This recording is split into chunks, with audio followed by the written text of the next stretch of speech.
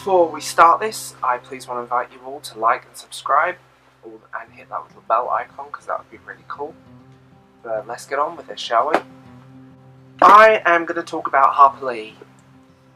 The Harper Lee of To Kill a Mockingbird, beautiful edition by the way, and Go Set a Watchman.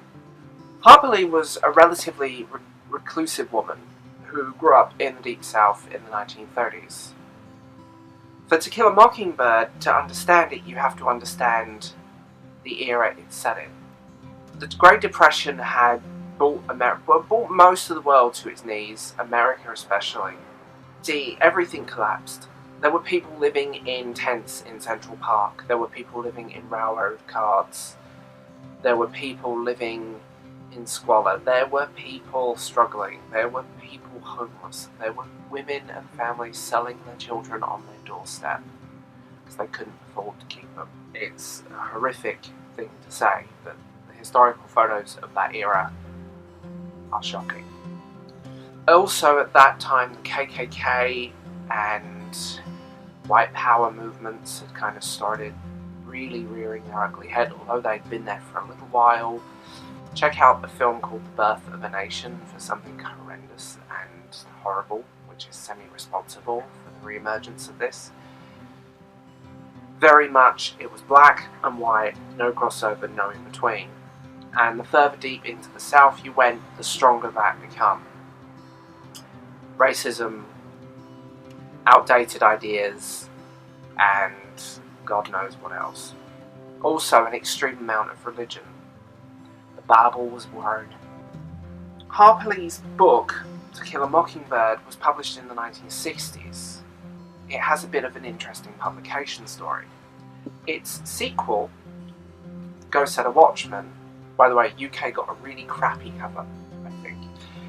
Go Set a Watchman is not actually the sequel, it's the first draft. Harper Lee wrote this in its unfinished form that we have here, and she'd taken it to a publisher. The publisher actually said to her, childhood portions of this book are far more interesting. So she ended up taking childhood portions, because some of the story elements do cross over, and brought them into what we know as To Kill a Mockingbird. So to understand this, and I always say this about Go Set a Watchman, don't read this as a sequel, read it as an unfinished first draft. I'm not going to get into the debate whether or not this should have been published, because I have so many mixed feelings. But I do feel the marketing was really wrong.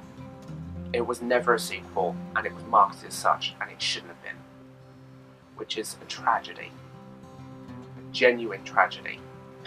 Vintage do a beautiful edition of To Kill a Mockingbird, which is my favourite book. It's genuinely my favourite book ever written, which is why I can't review it.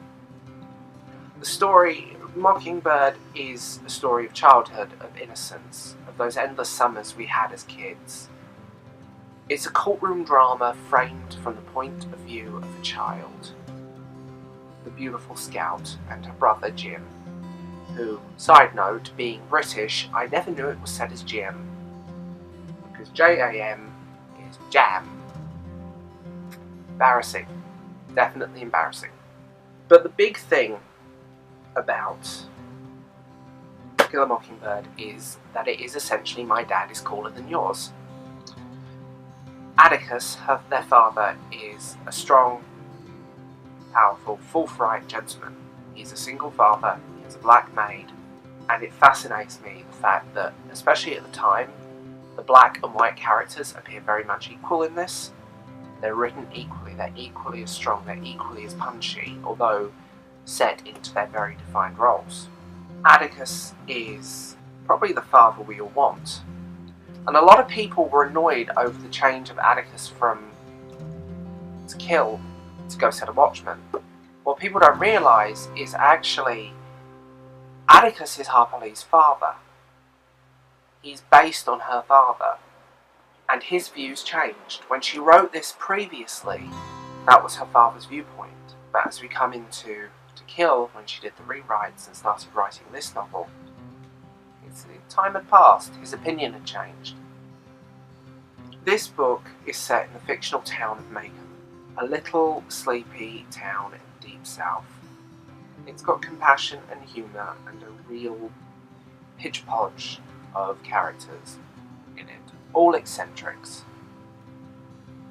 But the town is steeped in prejudice and hypocrisy, and that shows through. The notions of some of these characters, their viewpoints, what's been going on, you suddenly realise that many of the background characters in this book are hypocrites. To Kill a Mockingbird is also one of the most challenged books, due to its language. There have been countless times when people have tried to get this banned from school literature. You can't censor history. You have to read history as it is. You can't censor how things were said in the 1930s. Oddly enough, it's usually the religious right that really do hate this book. That's where a lot of the problem tends to come from in the States for this. I'm going to get hate comments, but I'm saying it anyway. Bible groups, religious groups have always attacked this book. To the point, it was banned in one school, and Harper Lee wrote to the teachers offering them money so they can attend a literacy course. That says a lot, doesn't it? Go Set a Watchman is framed differently. You have a 26-year-old Jean Louise Finch coming back. She's a 26-year-old woman, and this flashes back to the childhood. This also includes a character in the childhood that is not in To Kill a Mockingbird. This is the thing about this book. It may be flawed, but it's beautifully written. And like To Kill, it has that fluid, poetic, almost lyrical quality that Harper Lee's writing has. It's strange now that in adaptation, To Kill a Mockingbird has been done numerous times. We obviously have the famous film with Gregory Peck from 1962, which I think we've all had to watch at some point or another, because I remember we had to watch that in school, though To Kill a Mockingbird is not actually on the UK curriculum. This film, which is beautifully made, but a very romanticised version, it doesn't quite pick up the poverty of Macon County. It doesn't quite, it's a very clean, romanticised version, but I do understand films of that era tend to be. But it is still a powerful movie that packs a massive punch. To Kill a Mockingbird has been done on stage, God knows how many times, and there are countless productions of To Kill a Mockingbird around the world.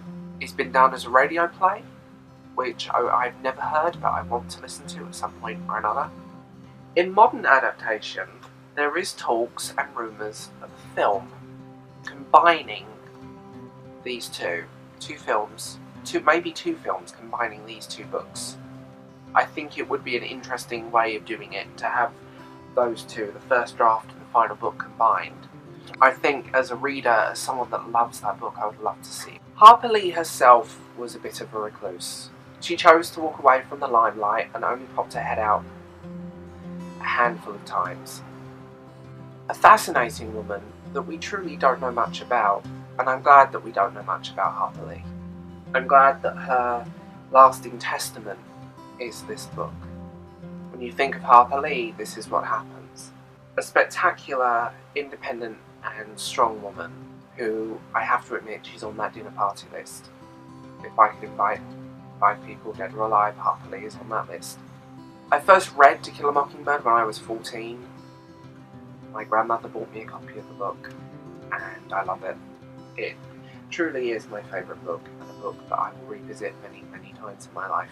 Revisited it twice in the last 12 months anyway.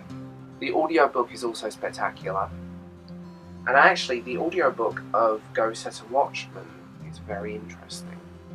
Oddly enough, I could imagine Reese Witherspoon playing a grown-up scout. As a legacy of work, To Kill a Mockingbird stands alone. A beautiful, powerful and poetic novel that we are still learning lessons from today. I wonder what Harper Lee would think. I wonder what her reaction would be to people talking about it. I'd love to get inside her head.